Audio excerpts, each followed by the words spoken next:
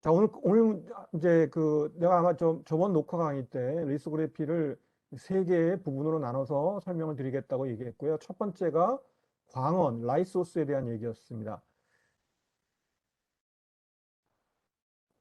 그래서 오늘 이제 첫 번째 할 얘기가 이런 광원에 대한 얘기인데요.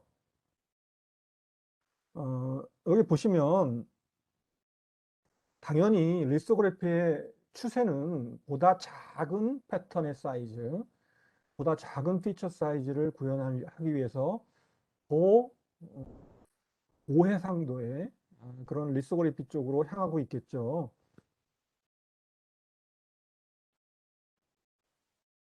근데 우리가 더 작은 것을 뒤에 우리가 요 해상도에 대한 좀 이론적인 내용을 잠깐 다룰 텐데요. 그때 이 부분에 대한 얘기를 좀 더 근본적으로 다루기로 하고요. 먼저 방향은 이렇단 말이에요. 우리가 더 작은 것, 작은 패턴을 구현하고자 한다면 이때 사용되는 리소그래피의 광호는 더 파장이 짧은 파장의 빛을 써야 됩니다. 필연적인 문제예요. 나중에 우리가 해상도의 이론적인 식을 볼 텐데요. 해상도는 결국 뭐 여러 가지 팩터에 의존받지만 가장 중요한 팩터는 광원의 파장입니다. 파장이 짧으면 짧을수록 우리는 더 작은 것을 패터닝할 수 있게 돼요. 자, 그래서 당연히 리소그래피의 발전사는 긴 파장으로부터 출발해서 점차적으로 단파장으로 이렇게 발전해 오는 겁니다. 그럼에도 불구하고 출발점에서부터 자외선 계열이었어요. 보통 물론 G라인이라고 불리는 이 파장이 436나노,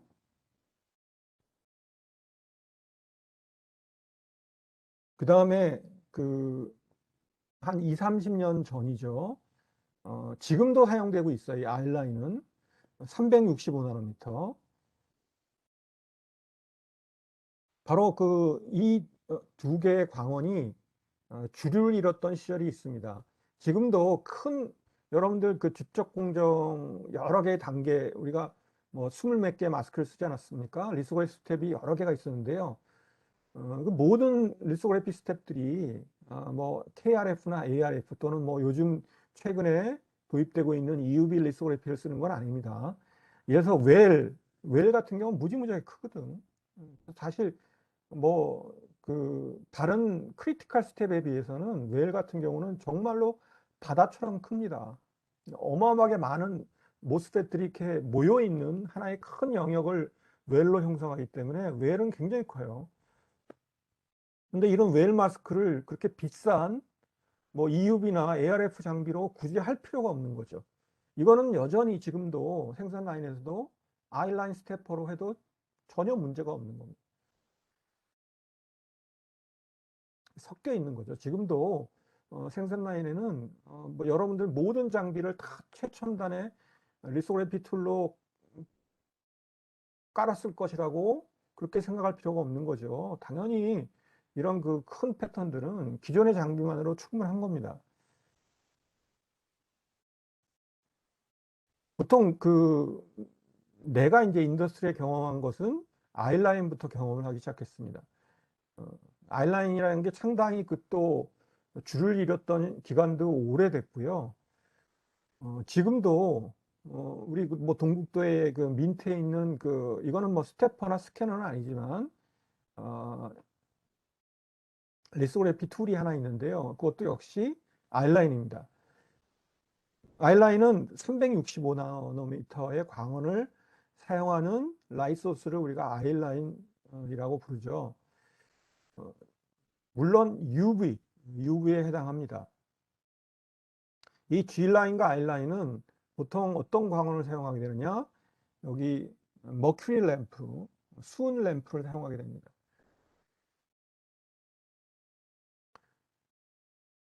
간단히 얘기한다면 이런 이제 일종의 진공관이죠. 진공관이 있고 두 개의 전극이 이렇게 놓여 있습니다.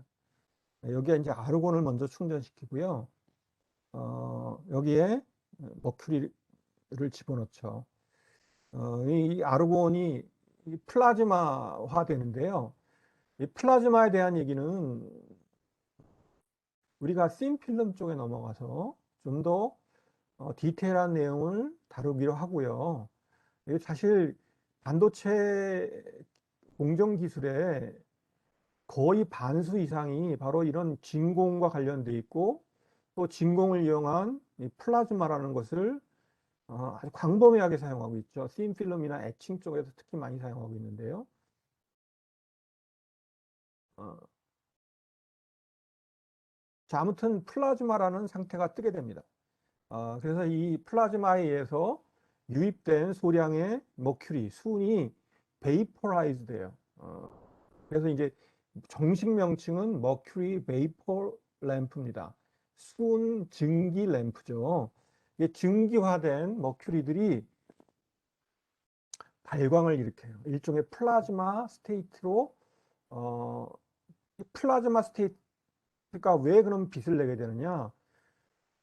플라즈마라는 것은 쉽게 말하면 이런 거죠. 그래서 아르곤 중성 아르곤 가스가 있다면 이 중성 아르곤 가스는 정기적으로도 중성이고 그냥 안정된 상태죠. 근데 여기에 어떤 외부의 여러 가지 요인에 의해서 이 아르곤 중성 원자에 충격이 가해지면 아르곤 양이온과 전자로 이온화됩니다. 이렇게 이온화되면 우리가 보통 플라즈마를 띄우는 장치는 물론 진공이 유지돼야 되고요. 진공하에서 양이온인 아르곤 양이온은 음극적으로 캐소드 쪽으로, 전자는 양극적으로 에노드 쪽으로 이동하게 되는데요. 이 이동하는 과정 중에 맹렬한 속도로 이동하면서 또 다른 충돌을 만들어내요. 이 충돌이 또 충돌을 만들고 연쇄적으로 충돌이 일어나게 됩니다. 자, 이렇게 충돌이 일어나면 소위 excited state라는 게 만들어져요. 우리가 여기 상태라고 부르죠. 예를 들면 간단하게 힐륨, 여기 원자 번호 2번이니까 힐륨을 예를 들어서 설명한다면요. 여기 원자핵이 있고 전자가 이렇게 두 개 있는 것이 단순하게 힐륨 원자의 원자 구조일 텐데, 충돌이 일어나게 되면 여기 1s라고 불리는 이 안정된 전자각에 존재하는 전자가 높은 에너지 스테이트로 천이하게 돼요. 예를 들어서 뭐 3s라든지 뭐 3p라든지 이런 전자가 원래 있어서는 안 될 굉장히 불안정하고 높은 에너지로 천이하게 됩니다.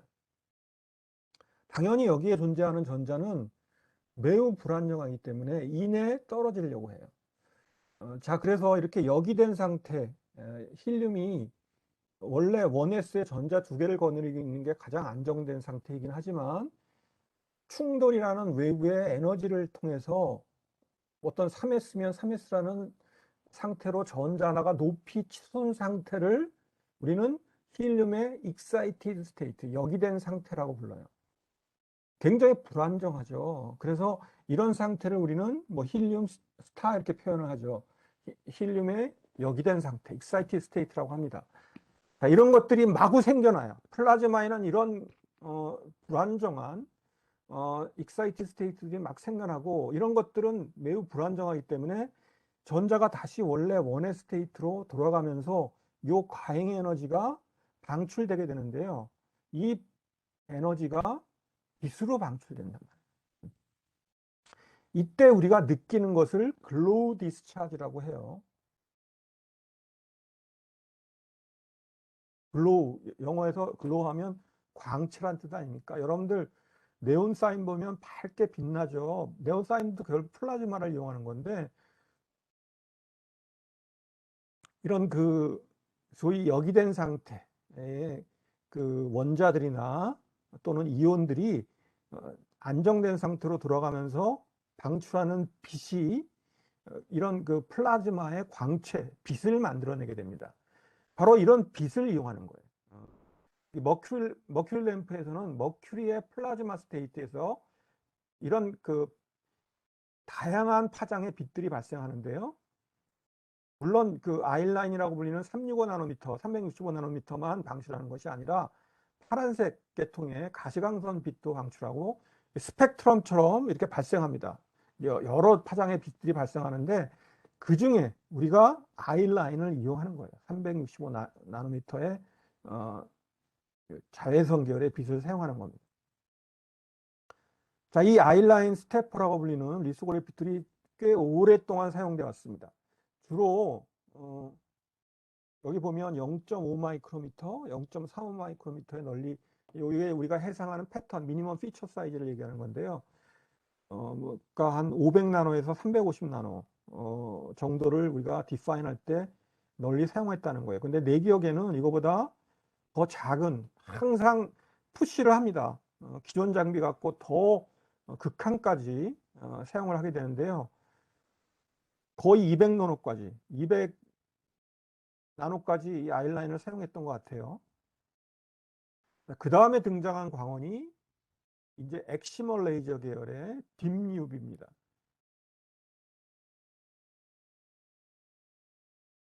자외선은 자외선인데 더 파장이 짧은 쪽에 속하는 딥UV 계열. 처음에 등장한 게 크립톤 플로라이드, KRF죠. 그 다음에 지금 현재까지 주류를 이루고 있는 게 ARF, 아르곤 플로라이드입니다.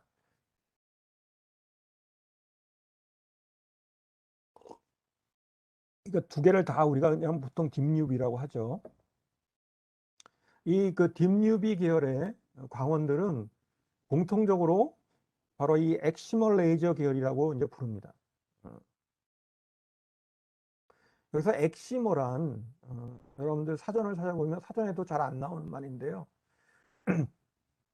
아까 플라즈마란 익사이티드 스테이트에 있는 가스들이 모여 있는, 물론 이 오해하시면 안 되는 게 플라즈마에는 이런 역이된 상태들이 대부분이 아니고요. 대부분은 그냥 평범한 중성 원자들이 거의 대부분을 차지해요. 근데 이런 그 역이된 상태, 익사이티드 스테이트, 아까 이렇게 불렀던 이런 그 불안정한 것들이 뭐 10%뭐 안짝으로 이렇게 생겨나는 겁니다. 근데 이 엑시머란 주로 이런 익사이티드 스테이트의 가스를 우리가 총칭해서 부르는 말인데요. 그 중에서도 이 플로린 계열, 할로겐 계열, 주기율파상의 7쪽에 속하는 염소나 플로린, 아주 반응성이 강한 이런 가스들의 화합물 가스가 역이된 상태를 만들었을 때 이걸 엑시머라고 부르는 겁니다. 엑시머. 그러니까 이 엑시머들이 레이저를 만들어요. 이게 그러니까 플라즈마와 레이저가 혼합된 상태라고 생각하면 됩니다. 여러분들 지금 플라즈마도 잘 모르는데 또 레이저는 뭔가, 이것도 얘기하려면 또 한참 얘기해야 되는데, 여러분들 레이저는 잘 알잖아요. 보통 두 개의 에너지 스테이트가 이렇게 있단 말이야. 이게 1번 스테이트고 1번 스테이트는 에너지 스테이트, 더 높은 에너지 스테이트야. 근데 여기 있던 전자가, 높은 에너지 스테이트는 전자가 여기 낮은 에너지 스테이트에 비어있는 공간이 있어서 스스로 에너지를 낮추고 이렇게 다운워드 트랜지션을 하게 되면 이 사이에 과잉 에너지가 빛으로 방출하게 돼요.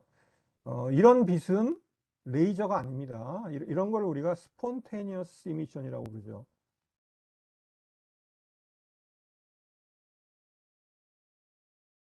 대표적으로 이런 식의 발광을 하는 메커니즘이 여러분들 잘 알고 있는 LED.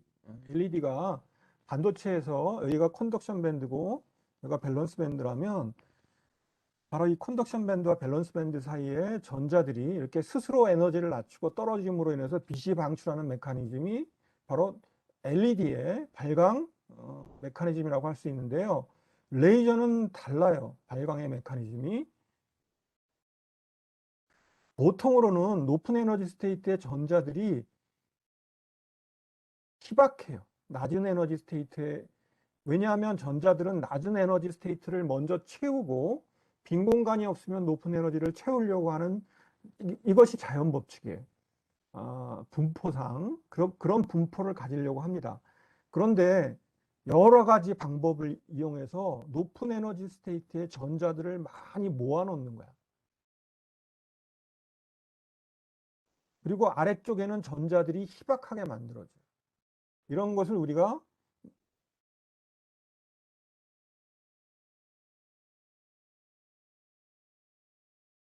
인구 역전 현상, population inversion이라고 합니다.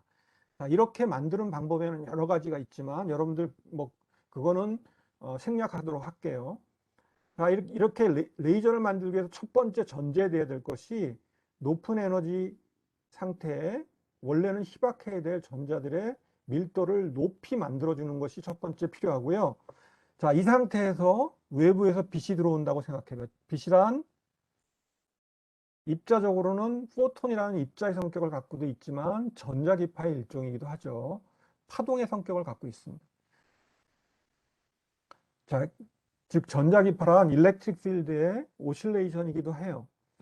따라서 이 전자기파가 들어오게 되면 이 전자기파에 부응을 해서 높은 에너지 스테이트인 전자가 같이 진동을 하기 시작합니다. 진동을 하면서 여러분들 전자기학에 의하면 전하의 진동은 바로 뭘 만들어내냐면 새로운 전자기파를 창출해내게 됩니다. 자, 그래서 이 유입된 그 빛 하나가, 포톤 하나가 위에 있는 전자들을 유동시켜서 전자들이 전자기파를 만들어내요. 새로운 전자기파를 만들어내는데 이 전자기파가 만들어짐으로 해서 높은 에너지에 있던 전자는 에너지를 잃고 아래쪽으로 떨어집니다. 결론적으로는 같지만 생성되는 메커니즘이 다른 거야. 그래서 이때 이 들어오는 또 다른 포톤은 들어온 포톤과 동일한 성격에 마치 쌍둥이처럼 닮아 있게 돼요. 이걸 우리가 광학적으로 같은 위상과 같은 평광 특성과 같은 진동수와 즉 소위 빛이 갖는 모든 물리적인 특성이 다 같다라고 얘기하는데요. 복제가 되는 거야, 쉽게 말하면. 이렇게 발생한 빛들은 또 다른 빛을 또 복제해내게 되고요. 따라서 빛이 증폭이 되는 과정이 일어나게 됩니다. 자, 그래서 이 레이저라는 것은 일종의 빛의 증폭 과정인데요. 이런 그 증폭이 일어나는 과정을 통해서 포톤들이 똑같은 성격의 빛들이 복제되는 현상을 우리가 레이저 발생이라고 합니다. 자, 지금 우리가 얘기하는 이 KRF나 이 KRF는 광원이 248나노미터고요. ARF는 193나노지. 지금 주류를 이루고 있는 게 ARF예요. 물론 EUV 있지 않습니까? EUV는 이제 막 도입되기 시작한 그 광원이고요. 현재 대부분의 그 크리티컬 스텝들은 ARF를 사용하고 있다고 생각하시면 됩니다. 자, 지금 바로 아까 요 플로린 계열의 가스들이 역이된 상태를 엑시머라고 부른다 그랬지. 이 엑시머들이 플라즈마를 발생시켜요. 동일하게. 이 플라즈마를 발생시키는데 이 플라즈마에 우리가 아까 얘기했던 이런 파퓰레이션 인버전이 조장될 수 있는 여러 가지 여건을 만들어주게 됩니다. 그렇게 되면 빛이 발생하는데 이때 발생하는 빛은 단순하게 이런 그 LED처럼 무작위적으로 방출되는 빛이 아니라 마치 레이저의 특성처럼 발생하는 빛이 되게 되는데요. 이거를 우리가 엑시머 레이저라고 부르게 돼요. 자, 그래서 이 엑시머 레이저 계열로 바로 이 KRF와 ARF의 광원들이 널리 사용되기 시작했던 겁니다.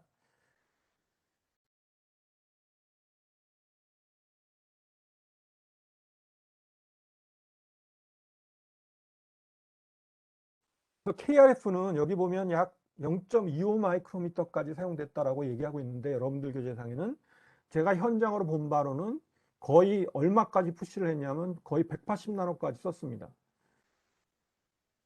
자, 그 다음에 이제 들어온 게 ARF예요. ARF 지금 우리가 EUV를 언제부터 쓸 거냐라고 보통 얘기하냐면 로직에서는 5나노에서 3나노 바뀌는 이 순간에 지금 EUV를 막 인스톨하고 있어요, 사람들이. 그러니까 ARF로 어디까지 지금 사람들이 푸시해왔냐면 파장은 193나노미터인데요.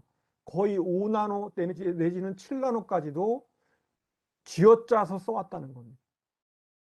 물론 여기에는 굉장히 많은 테크놀로지들이 들어가 있습니다. 여러분들 나중에 같이 뭐 간단히 살펴보겠지만 이 장비에서 해결할 수 없는 여러 가지 해상도의 한계를 향상시키기 위한 여러 가지 복합적인 기술들이 동원이 됩니다. 그래서 쥐어짜는 거예요. 왜냐하면 워낙 장비값이 비싸고 또 기존에 만들어놨던 인프라스트럭처를 가능한 한 유지시키고 싶어 하기 때문에 반도체 인더스트리는 지금 EUV로 바뀌는 것은 여러분들이 생각하는 것 이상의 혁명이에요. 마스크도 여러분들 생각하는 그런 마스크가 아니고요. 뒤에 배우겠지만 ARF까지 사용했던 렌즈 시스템이 싹 바뀌게 됩니다. 모든 개념들이 싹 뒤집어지는 것이 바로 EUV 세대인데요. 포토리지스트 PR도 바뀌어야 되고요. 심지어 이 그 마스크 지금 가장 문제가 되는 게 이 펠리클이라는 건데, 펠리클이 뭐냐면요. 이 마스크가 이렇게 있잖아. 이 마스크에 일종의 그 오염을 방지하기 위해서 이렇게 비닐 같은, 정확히 비닐은 아니지만 유기물 재질의 일종의 케이스예요. 보호 케이스인데요.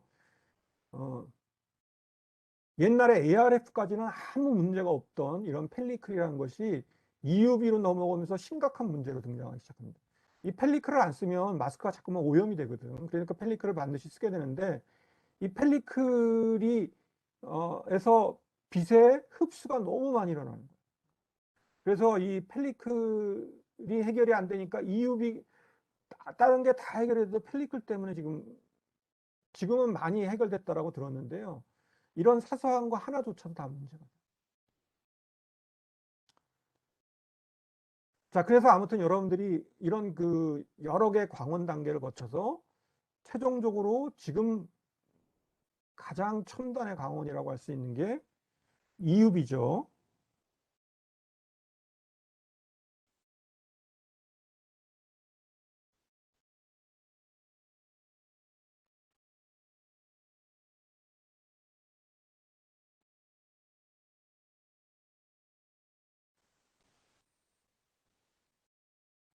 13.5나노미터입니다. 이게 왜 13.5, 하필이면 또 12나노미터도 아니고 15나노미터도 아니고 13.5나노미터냐. 여기에도 여러 가지 사연들이, 이게 뭐 여러분 하루아침에 이 EUV라는 광원이 등장한 것도 아니고요. 어, 정말로 수십 년간 어마어마한 양의 연구들이 이루어졌던 겁니다. 그동안 소위 NGL이라고 해서 Next Generation Lithography 관련돼서 수도 없이 많은 어마어마한 투자와 연구들이 이루어졌고요. 그 결과 끝에 결국 찾은 솔루션이 지금 13.5나노 거고요. 어, 이 이후의 경우에는 독특합니다. 어, 소위 틴 플라즈마라는 걸 쓰죠. 주석이잖아요, 주석. 어, 쉽게 말하면 CO2 레이저가 있어요. 이것도 일종의 가스 레이저인데요. CO2 레이저를 이렇게 아주 높은 에너지로 방사를 시켜주고, 다른 한편에서는 나노 스케일의 아주 작은 물방울 모양의 틴을 녹여서 멜팅 시켜갖고 물방울 모양으로 뿌려줍니다. 쫙 뿌려줘요. 그렇게 되면 여기서 소위 이 CO2 레이저의 에너지 자극에 의해서 틴 작은 그 멜트 그 드랍들이 플라즈마화 되게 됩니다.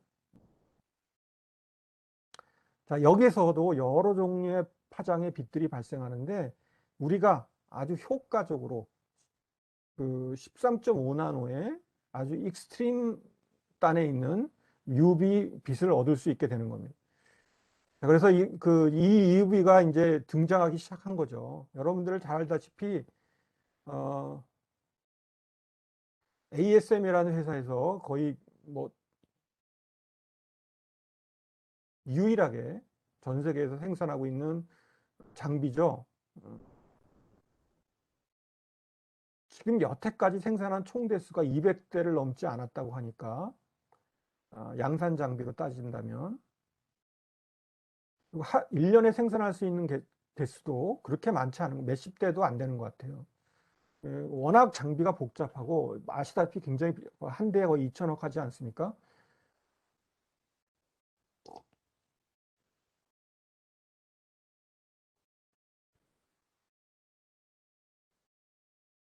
자, 아마 녹화 강의 때는 얘기했는지 모르겠지만, 이 EUV와 동시에 어떤 광원에 어, 더 좋은 ARF 이후에 리소그래피의 광원의 어떤 후보로 떠올랐던 것 중에 하나가 엑스레이입니다. 엑스레이는 이거보다 파장이 훨씬 짧죠. 불과 1, 2나노미터, 3, 4나노미터 이 정도의 엑스레이들이 존재하고요. 이것도 어떤 엑스레이 소스를 쓰느냐에 따라 다르긴 한데, 여러분들 잘 알다시피 엑스레이는 무조건적으로 통과하죠. 몸에도 해롭지 않습니까? 대신 파장이 매우 짧아요. 지금 얘기하고 있는 EUV보다 더 짧습니다. 따라서 아까 얘기했던 것처럼 해상도 측면에서는 더 작은 걸 디파인 할 수 있어요. 그런데 이 엑스레이는 EUV도 똑같은 문제를 안고 있었지만 엑스레이는 어, 매력적인 파동의 관점에서 매력적인 광원이긴 하지만 극복해야 될 난제들이 한두 개가 아닌 겁니다. 너무 기술적으로. 물론 이게 사람에게 해로운 그런 측면도 있지만 기술적으로 해결될 문제들이 너무 많은 거예요.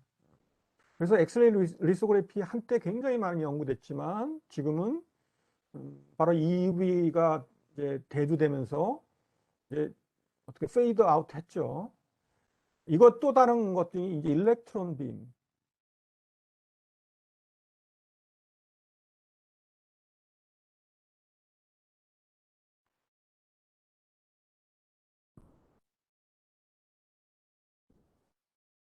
매스크를 사용할 때 내가 녹화 강의 때 얘기했듯이 매스크를 사용할 때 일렉트론 빔 리소그래피를 사용한다 그랬어요. 여러분들 전자는 입자이기도 하지만 파동이기도 하죠. 양자 물리학적으로 보면 이 전자파가 갖는 파장은 극단적으로 짧습니다. 그래서 이 전자를 이용하면 또 아주 미세한 패턴을 구현하는데 아무 문제가 없어요. 근데 이 이빔 리소그래피는 근본적으로 이렇게 라이팅하는 스캐닝해서 쓰는 방식이라면 웨이퍼 한 장을 쓰는데 하루 종일 걸려. 24시간 걸린다고. 그렇게 해서 어떻게 생산을 하겠어? 거의 생산성이 없는 거야. 그래서 이런 느린 프로세스를 개선하기 위한 이빔 리소그래피 기술들이 많이 연구가 됐습니다. 대표적으로 스칼펠이라는 것이 있는데요. 아무튼 우리가 더 이상 얘기할 필요는 없는 것 같고 이런 여러 종류의 그런 그 광원들이 고려가 됐지만 궁극적으로 이제 챔피언이 된 게 바로 이 EUV가 됩니다. 다음은 이제 노광장치에 대한 얘기입니다. 노광장치. 내 말 잘 들리나요?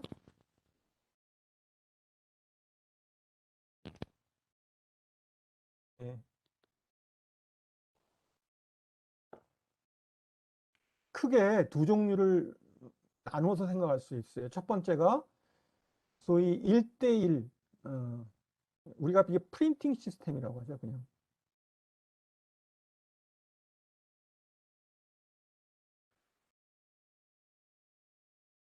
반면에 지금 반도체 산업에서 널리 사용되고 있는 방식은 바로 이 프로젝션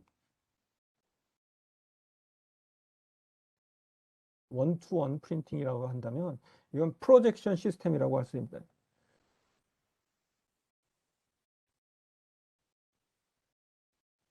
1대1 이런 그 익스포저 시스템의 경우는 광원이 존재하고요. 광원은 아까도 얘기했듯이 이것이 머큐리 램프가 될 수도 있고요. 또는 엑시멀 레이저 계열의 그런 광원이 될 수도 있는데요. 이렇게 빛이 방출을 하게 되면 보통 빛들은 모든 방향으로 방출하지. 자, 근데 우리가 빛을 쓰려고 하는 쪽은 어느 한쪽은 아니야. 그래서 이렇게 방출된 빛을 여기가 마스크가 있지 않습니까? 마스크가 놓여 있으면 마스크 쪽에 빛을 이렇게 수평으로 뿌려줘야 되잖아요. 이것이 이렇게 벌어져서 뿌려지면 나중에 이것이 해상도 측면에서 큰 문제를 이미지도 왜곡이 되고요. 해상도도 나빠집니다. 그래서 이 마스크가 이렇게 놓여 있으면 광원 쪽에서 발산한 모든 방향으로 발산한 빛들을 수직으로 수평으로 이렇게 때려줘야 돼요. 그러기 위해서 뭔가 렌즈가 하나 필요하죠. 이런 렌즈를 통해서 빛을 굴절시켜서 빛을 마스크에 전부 빛들이 수직으로 떨어지도록 이렇게 모아주게 됩니다. 자, 그래서 여기 마스크가 놓이게 되고요.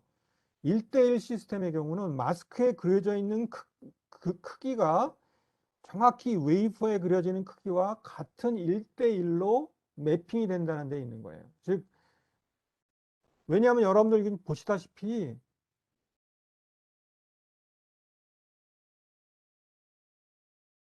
컨택 프린팅이라는 거가 프락시미티 프린팅 뭐 두 개를 소개하고 있는데 큰 차이가 안 나는데요. 요 마스크와 웨이퍼가 거의 밀착되어 있습니다. 컨택 프린팅은 심지어 마스크가 웨이퍼랑 물리적으로 닿고 있는 거예요. 근데 이 프락시미티 프린팅은 이 마스크가 웨이퍼에 이렇게 닿고 있다고 생각해 봐. 이게 얼마나 끔찍한 일입니까? 여기 그 웨이퍼 위에는 당연히 포토레지스트가 코팅이 돼 있을 텐데 이 PR은 유기물 아니에요. 이 유기물이 마스크에 밀착되는 거예요. 그러면 이 유기물이 마스크에 뭘 만들겠어? 오염을 만들지 않겠어? 마스크의 디펙트를 만들어냅니다. 여러분들 누차이겠지만 마스크란 제로 디펙트를 해야 돼요. 디펙트가 하나라도 있으면 안 됩니다. 그런데 이렇게 그 마스크가 물리적으로 포토레지스트와 맞닿고 있다면 심각한 오염을 발생시키고 파티클을 발생시킬 수 있어요.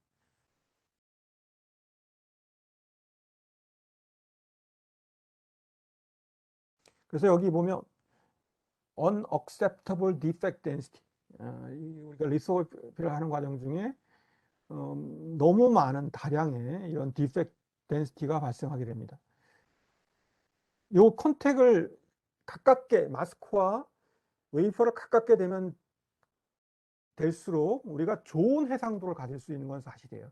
뒤에 잠깐 얘기하겠지만 요 마스크와 웨이퍼 사이의 간격이 극단적으로 거의 0이라면 매우 작은 그 피처 사이즈도 우리가 패터닝을 할 수 있게 됩니다. 이론적으로는. 그런데 이런 문제가 있단 말이야. 그래서 어쩔 수 없이 마스크와 웨이퍼 사이를 살짝 간격을 띄우는 거야. 요 갭이라고 불리는 요 갭만큼 G라는 불과 몇 마이크로미터 정도, 몇십 마이크로미터 정도의 아주 얇은, 이러기 위해서는 요 사이에 이제 압축 공기 같은 걸 불어넣는 거죠. 그래서 살짝 마스크가 떠 있을 수 있도록 그렇게 해주는 겁니다. 자, 이렇게 그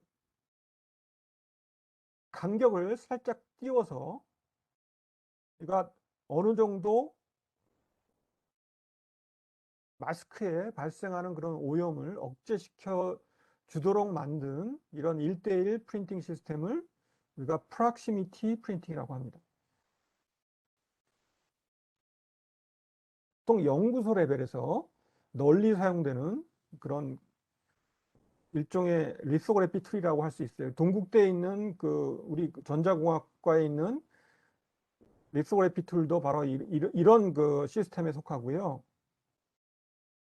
그런데 이 갭이라는 것이 존재하게 되면 레졸루션이 떨어지게 됩니다. 해상도가 나빠짐으로 인해서 띡해야 정말 우리가 아무리 그 해상도를 좋게 한다고 해도 한 2마이크로, 1마이크로 이하로 못 떨어져요.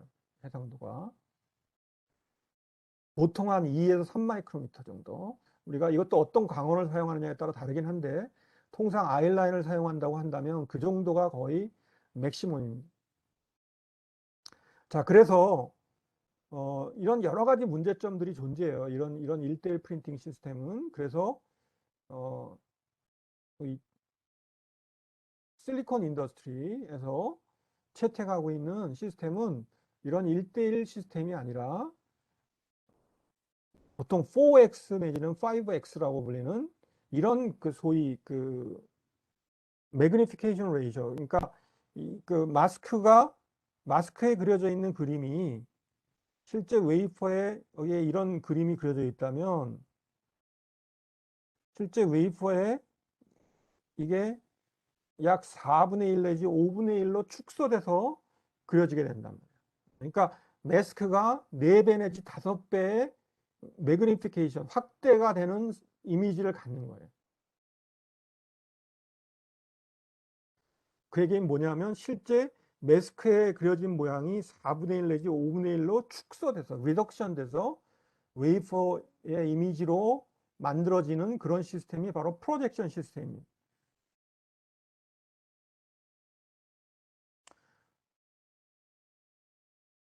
보통 4x, 그러니까 4배 또는 5x, 5배를 많이 채택하고 있고요.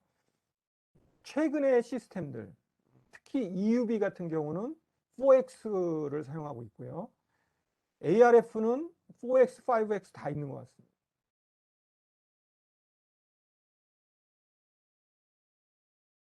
이런 프로젝션 시스템은 여러 가지 장점이 있어요. 1:1 프린팅에 비해서.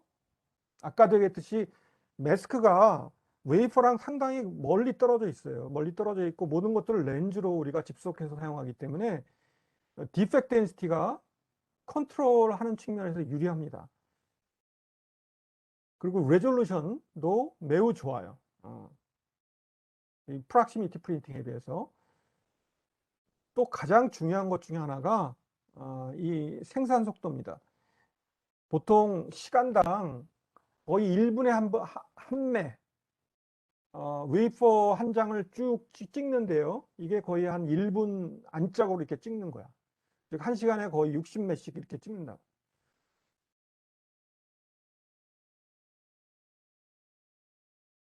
그리고 이런 프로젝션 방식은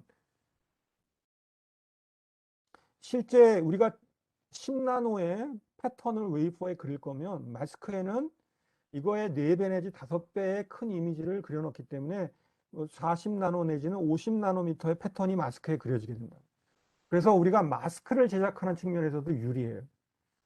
더 큰 거를 마스크에 만들어 놓기 때문에 마스크란 누차 얘기지만 마스크는 디펙트로부터 프리해야 돼요. 이것이 한 마스크에 어떤 한 디펙트가 있다면 우리가 웨이퍼에 찍을 때 이것이 다 뭐 판별기처럼 찍혀나가는 거 아닙니까? 따라서 마스크에는 디펙트가 어쩔 수 없이 생기긴 생기지, 마스크를 만들 때. 그렇지만 철저하게 인스펙션에 다 리페어를 합니다. 그래서 이런 라인에 이런 2개 라인이 있어야 되는데 뭐 붙었다. 그러면 이거를 나중에 다 이걸 녹여서 이 크롬을 없애줍니다. 그래서 리페어를 해주거든요. 또는 없는 부분은 또 다시 크롬을 입혀서 거기에 크롬을 집어넣는다든지 이런 소위 수리 작업을 하게 되는데요. 이런 것들을 철저히 해서 100% 디펙트가 없는 상태로 만들어줘야 된다. 근데 이런 그 마스크를 만든다는 것이 굉장히 어려운 작업인데 이것이 실제 이미지보다 4배 내지 5배 크게 해주기 때문에 이런 것들이 어느 정도 억셉터블하다고. 마스크를 만드는데 우리가 훨씬 부담이 줄어드는 거죠.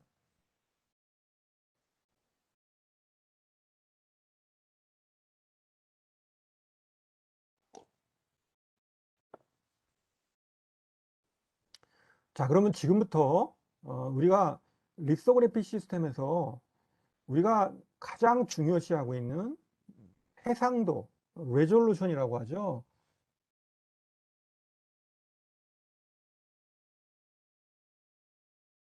우리가 resolve 한다고 그러죠. 동사로는 해상한다. 그래서 우리가 10나노까지 해상을 한다.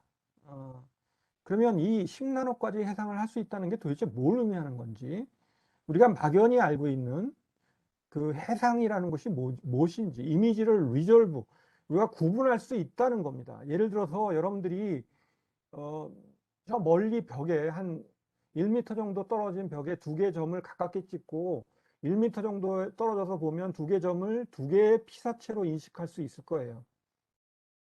근데 점점 멀리 떨어진다고 생각해봐. 그러면 이제 여러분들은 2개의 피사체로 인식을 하지 못하고 어느 순간 2개의 피사체가 하나로 돼서 보일 겁니다. 구분이 안 될 거야. 그 순간 여러분들은 리졸브 하지 못한다고 얘기하는 거야. 뭐 이렇게 얘기할 수도 있고, 동일한 거리에서 바라보더라도 2개의 점이 점점 가까운 점이라면, 2개 사이의 거리가 점점 짧아진다면 여러분들은 그 2개의 점을 2개의 점으로 인식하지 못하고 이제 해상을 잃어버리는 순간이 올 겁니다. 그래서 그 2개 사이의 거리가 예를 들어서 1mm다. 그러면 여러분들이 해상할 수 있는 능력의 한계는 1mm가 한계인 거예요. 자, 뭐 간단히 얘기한다면 이것이 우리가 해상할 수 있는 능력, 레졸루션이라고 얘기하는 건데요. 자, 그럼 도대체 뭐가 리소그래피에서는 이 해상을 지배하겠냐는 거야. 해상의, 그러니까 가장 근본, 우리가 해상할 수 없게 만드는 가장 근본 원인이 뭐겠냐는 거야. 그 관건을 알아야겠지. 그 관건은 바로 이 회절이란 디프렉션이라는 현상 때문에 물론 여러 가지 요인이 있겠지만 가장 관건, 키가 되는 문제는 바로 이 디프렉션이라는 회절 현상, 중요한 문제를 일으킨다는 겁니다. 자, 그래서 우리가 해상도를 이해하기 위해서는 해상을 지배하는 요인, 파라미터가 있을 거 아니야?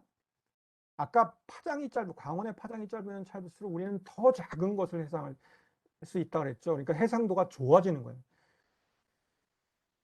그리고 해상도를 R이라고 보통 하는데요. 이 레졸루션은 작아지면 작아질수록 좋은 해상력을 의미합니다. 이 레졸루션이 좋아지기 위해서는 우리가 광원을 단파장의 광원을 사용해야 된다는데 이런 뭔가 이유가 있을 거 아니야. 그지? 자, 그런 이론적인 배경을 지금부터 여러분들과 살펴보자는 겁니다. 자, 디프렉션이라는 것을 우리가 처음 광학을 다뤘던 물리학자들이 느끼기에는 빛이 꺾여 나가는 현상으로 생각했던 겁니다. 그래서 이름을 디프렉트라고 한 겁니다. 빛이 꺾이는 현상이라고 본 거야. 자, 우리 어떤 이렇게 광원이 있고요. 우리가 회절을 관찰하기 위해서는 이 광원이 갖고 있는 파장이 있잖아. 이 파장과 거의 유사한 크기의 가는 슬릿을 열어주게 됩니다. 그 얘기는 뭐냐면 이게 어퍼처일 수도 있고요. 슬릿일 수 있는데 빛이 통과할 수 있는 아주 작은 공간을 열어주는 거야. 그리고 나머지 공간은 다 닫아주는 거야. 근데 이 공간의 크기가 매우 작아야 돼. 빛의 파장과 거의 유사할 정도로 작은 그런 공간을 열어주게 되면 원래 우리가 알고 있는 빛이라면 당연히 뭐 빛이 이렇게 똑바로 들어왔다고 가정을 해보자고요. 그러면 우리가 원래 광학 초창기의 물리학자들이 예상했던 빛의 인텐시티는 요 열려져 있는 지역에는 빛이 밝고 나머지 지역에는 빛이 어두워야겠지. 그래서 위에서 본다면 여기가 밝고 나머지는 다 어두운 뭐 이런 그 콘트라스트를 예측을 할 수 있을 거 아닙니까? 그런데 그렇지가 않더라는 거지. 실제 이런 실험을 해보니까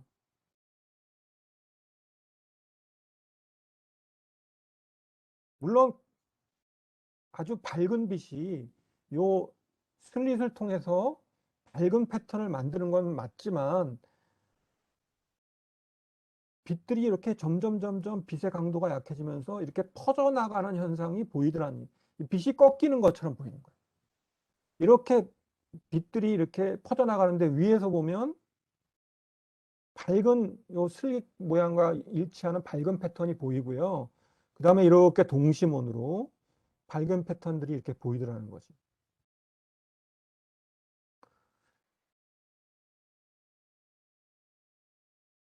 이런 패턴입니다. 그죠? 이걸 우리가 디프렉션 패턴이라고 부르는 거죠.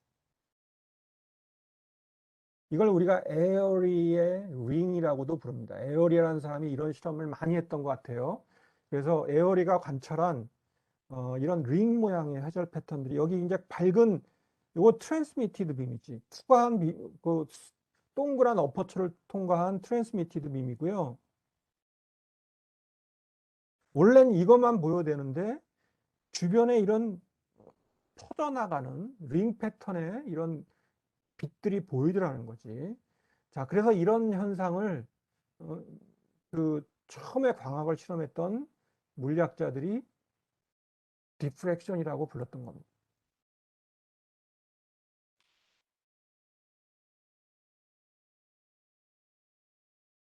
자, 그러면 이게 왜 리소그래피 툴과 관련되어 있느냐? 우리가 리소그래피 툴의 광학 얼개를 여러분들과 좀 같이 보려고 해요. 물론 100%다 이런 구조는 아닙니다.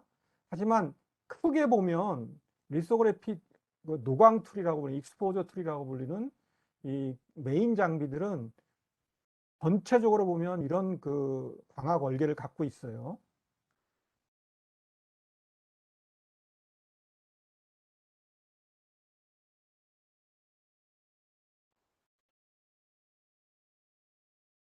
아이고, 이거 뭐 시간이 많이 걸리네.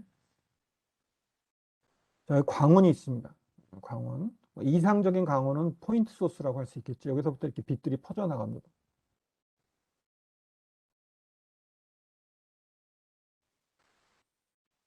근데 이 그 너무 넓은 각도로 퍼져나가는 빛들은 보통 걸러줘야 되기 때문에 여기 어퍼처가 이렇게 있습니다. 위에서 보면 이런 판에 둥그렇게 구멍이 뚫려 있는 꼴이에요. 그래서 이런 높은 각도로 퍼져나가는 빛들은 일종의 스크리닝 해주는 거예요. 그래서 요 안에 들어오는 빛들만 이렇게 통과할 수 있도록 해주는 어퍼처가 여기 존재하고요. 자, 여기에 렌즈가 하나 존재합니다. 아까 얘기했던 것처럼 여기에 마스크가 존재하는데요. 지금 프로젝션 시스템에 대한 얘기예요. 이 마스크의 빛을 수평으로 뿌려야 된다. 그래서 요 빛을 퍼져나가는 빛을 모아주는 역할을 하는 렌즈가 첫 번째 등장하는 렌즈입니다. 이 렌즈를 우리가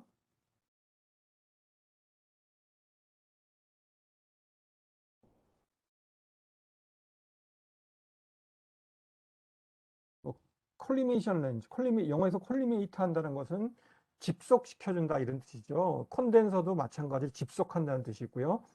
그래서 이거를 뭐 콜리메이션 렌즈, 콘덴서 렌즈 이런 식으로 부르고요.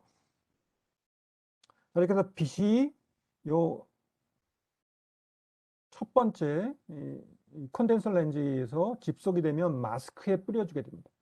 근데 여기 마스크는 여러분들 잘 알고 있다시피 아주 작은 패턴들이 여기에 뿌려져 있단 말이에요.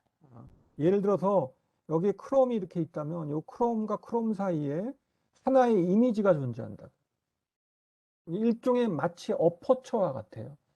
이게 굉장히 패턴이 파인하기 때문에 이때 사용하는 요 파장과 요 패턴 사이즈가 거의 근접하는 경우가 생긴다고. 그러면 이 마스크에 열려져 있는 요 작은 공간을 마치 어퍼처라고 보는 거야.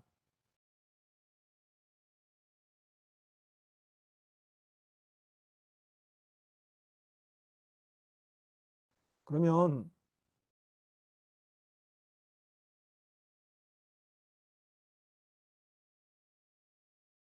마치 우리가 그 초창기 물리학자들이 실험했던 것처럼 이렇게 다 가려져 있고 아주 일부 지역만 이렇게 열려 있는 이런 회절, 어퍼처 같은 것들이 존재한다라고 생각을 할 수 있는 겁니다.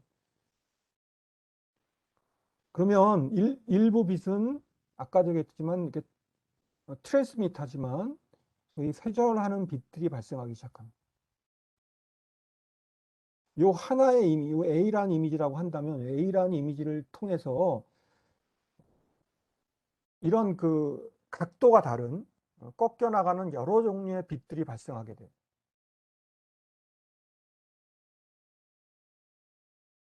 자, 여기도 똑같이 너무 넓은 각도로 퍼지는 빛들은 스크리닝을 해주는 어퍼처가 존재하고요. 이렇게 퍼져나가는 빛들이 있을 거 아니야? 이 빛을 또 모아주는 렌즈가 두 번째 렌즈가 등장하게 됩니다. 여기 이제 이미지 플레인이 여기 지금 공간이 없어서 여기다 써야 될 것 같은데.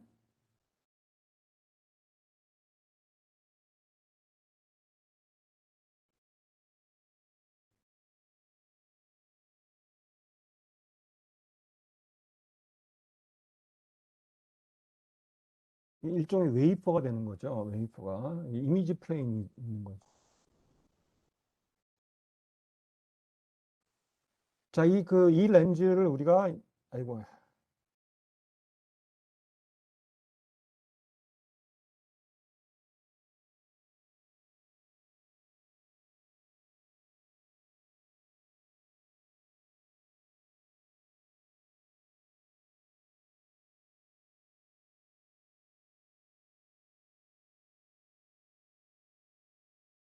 사실 가장 중요한 렌즈이기도 하고요. 여기 그림상에는 렌즈 하나로 그려져 있지만 실제 리소그래피 장치에는 바로 요 렌즈가 경통을 이루게 되는데요. 나중에 내가 그 강의 노트에 있는 사진을 보여줄게. 보통 열 몇 개의 렌즈들로 구성되어 있습니다. 실제는 이 여러 개의 렌즈들이 하나의 렌즈 역할을 하는 거야. 이 렌즈를 뭐라고 그러냐면 리덕션 렌즈. 여기서 이제 5대1 내지 4대1로 줄어드는 거야. 그래서 우리가 리덕션 렌즈라고도 하고요. 또는 요것이 A라는 이미지로부터 출발했잖아. 그래서 웨이퍼상에 하나의 이미지로 모여야 됩니다. A 프라임이라는 이미지로 모여야겠지. 그래서 요 렌즈에서 요 빛을 포커싱 해줘요. 그래서 포커싱 렌즈라고도 하고요. 또는 대물 렌즈 해서 오브젝티브 렌즈라고도 합니다. 여러 가지 이름으로 불리고 다 똑같은 얘기고요.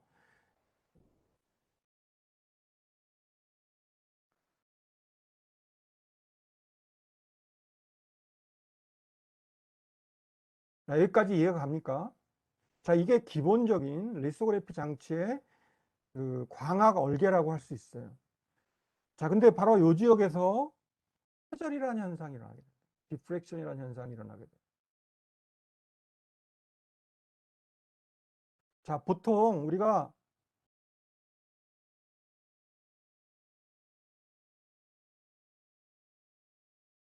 요 길이를 뭐라고 그러냐면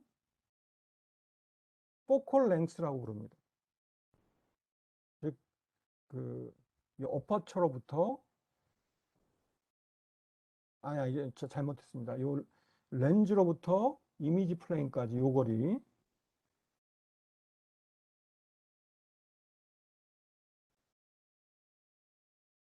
요 대물 렌즈로부터 이미지 플레인까지의 거리를 우리가 포컬 랭스라고 부르고요.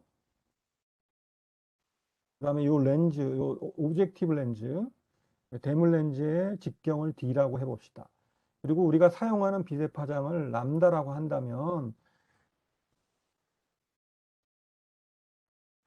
바로 요 위에서 봤을 때 요 어퍼처가 이렇게 동그란 모양이었다고 가정을 해보자고. 그러면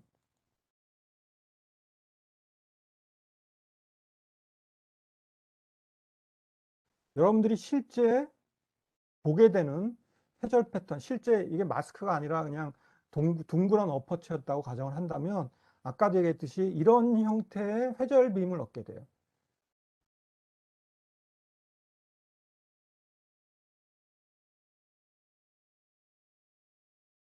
자, 그런데 이 단면을 잘라서 보면요. 단면을 잘라서 우리가 빛의 강도, 실제 이미지 플레인상에 떨어지는 빛의 강도를 플롯을 해보면 이렇게 보입니다. 즉, 뭐 당연하게 가장 중심점에 밝게, 가장 밝게 트랜스미티드 빔이 보이고요. 그 다음에 첫 번째 회절 패턴이 보입니다. 여기 첫 번째 가장 밝은 패턴이 보이고요. 그 다음에 요거를 그래서 first order라고 부르죠. 그 다음에 두 번째 밝은 패턴, 좀 밝기가 약해지지. 이걸 우리가 second order라고 불러요. second order diffracted beam이라고 합니다.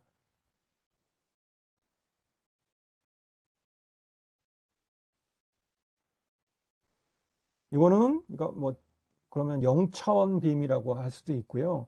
제로스 오더 빔이라고도 할 수 있고 또는 그냥 트랜스미티드 빔이라고도 하는 거죠.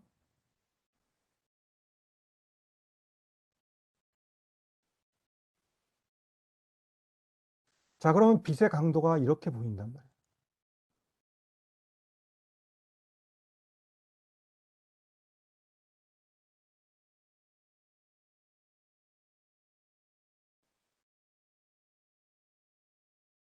중심축이라고 하면요. 가장 밝은 트랜스미티드 빔이 보이고요. 그 다음에 퍼스트 오더, 이렇게 세컨 오더 이렇게 나타난다. 물론 양쪽으로 시메트릭 하겠지. 이렇게 보인단 말이야. 자, 그런데 요 중심점, 여기 x가 0이라고 한다면 요 원점으로부터 그 첫 번째 어두워지는 지점까지의 거리가 있겠지. 요 거리가 나중에 우리가 이거 이론적으로 찾아볼 텐데요. 요 거리가 어떻게 얼마큼이 나오냐면 1.22 람다 F 나누기 D로 주어져요. 여기서 람다는 아까 우리가 사용하는 요거 나중에 우리가 같이 어떻게 그 디프렉션 모델, 회전 모델을 통해서 실제 이렇게 주어지는 걸 우리가 한번 확인을 할 거니까 나중에 다음 시간에 우리가 확인을 하도록 합시다. 지금 결과만 일단 먼저 얘기하기로 하고요. 아까 요 F는 포칼 랭스, 즉 그 렌즈로부터 떨어진 이미지 플레인 사이의 거리라고 했고요. 요 D는 우리가 사용하는 렌즈, 대물 렌즈, 오브젝티브 렌즈의 크기라고 얘기했습니다. 직경. 자, 이런 파라미터들에 의해서 주어지는 첫 번째 어두워지는 지역까지의 거리가 이렇게 주어진다. 근데 여러분들이 해상을 한다는 것은 무엇이냐면 어떤 한 이미지 플레인에 이렇게 구멍이 하나 뚫려 있었어. 그러면 얘가 만드는 이미지 플레인상의 이미지가 이렇게 보인단 말이야. 자, 근데 하나의 점이 만 있으면 이렇게 될 텐데 만일 옆에 구멍을 하나 더 뚫었다고 생각을 해봅시다.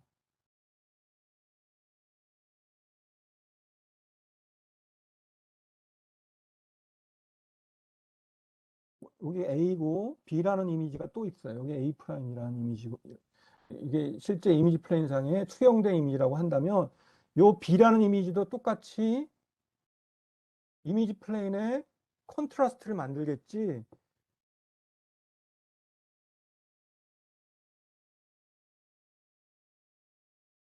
이렇게 될 거라.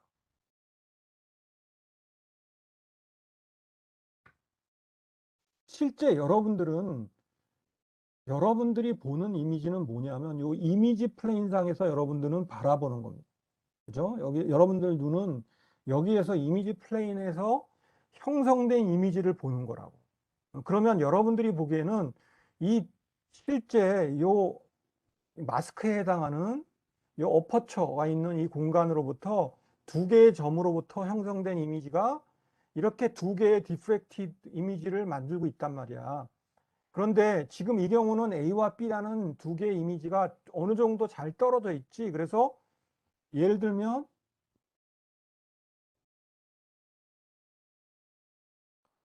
이렇게 컨트라스트를 만들고 있다. A 프라임과 B 프라임만.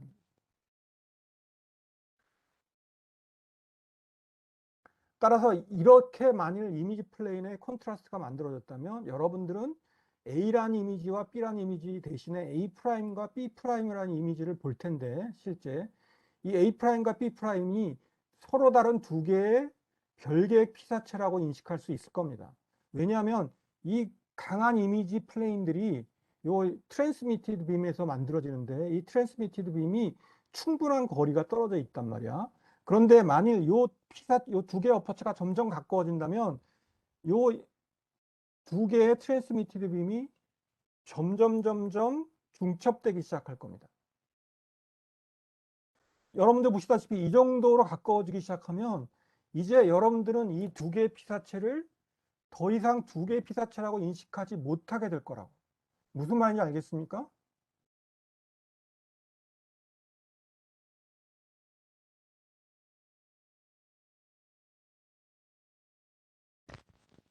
내 말이 안 들리나요?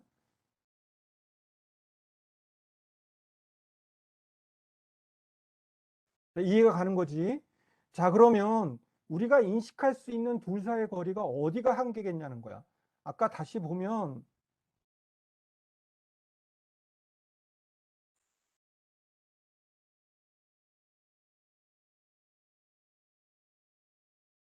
두 번째 이미지가 이 근처에서 이렇게 오기 시작하는데 점점 가까워지면 얘가 어느 정도 가까워지면 우리는 두 개를 해상할 수 있는 능력이 이렇다라고 보냐면 요 두 사이의 거리가 요 첫 번째 어두워지는 요 거리 안으로 들어오게 되면 우리는 더 이상은 두 개의 피사체로 구분할 수 없다라고 정의하자고 약속을 한 거야. 실제 그렇기도 하고요, 거의. 이 중심축이 요 안에 들어왔다고 생각해 봐. 요 아까 얘기했던 첫 번째 어두워지는 영역 안으로 들어왔다고 생각하면 이제 심각하게 두 개의 트랜스미트 빔은 중첩되기 시작하고요. 여러분들은 두 개의 이미지를 구분할 수 없게 될 거라고. 따라서 여러분들이 회상할 수 있는 범위는 바로 요 거리에서 주어지는 걸 알 수 있어요. 즉, 이 거리 이상으로 떨어진 피사체만 여러분들은 해상할 수 있게 된다고 볼 수 있는 거지. 그래서 이거를 우리가 레졸루션이라고 심플하게 정의한다면,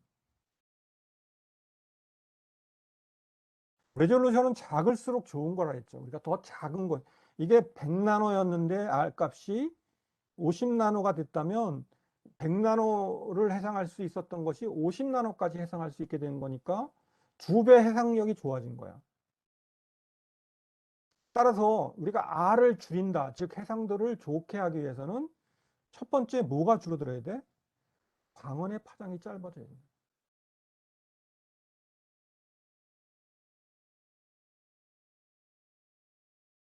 이 포칼 랭스는 프로젝션 시스템이랑 관련돼 있어요. 렌즈의 구경이 정해져 있고 우리가 4분의 1, 5분의 1로 축소하겠다면 이 포칼 랭스는 정해집니다. 이 렌즈의 수차가 정해져 있다면 이건 우리가 거의 조절할 수 없는 부분이에요. 그렇다면 우리가 건드릴 수 있는 부분은 R을 줄이기 위해서는 파장을 줄이는 방법과 또 하나의 문제가 뭐냐면 바로 D를 크게 하는 겁니다. 근데 D는 뭐였냐면 바로 아까 보시면 이 렌즈의 직경이었어요. 특히 이 오브젝티브 렌즈 또는 리덕션 렌즈라고 불렸던 이 대물 렌즈의 크기를 키우면 키울수록 해상도에 유리한 걸 알 수 있습니다. 즉 리소그래피는 두 가지 관점에서 해상도를 좋게 하려고 접근을 합니다. 첫 번째, 아까도 얘기했듯이 끊임없이 광원의 파장을 줄이는 쪽으로 발전해 왔어요. 이건 오로지 하나의 목적 때문입니다. 해상도를 좋게 하기 위한 거예요.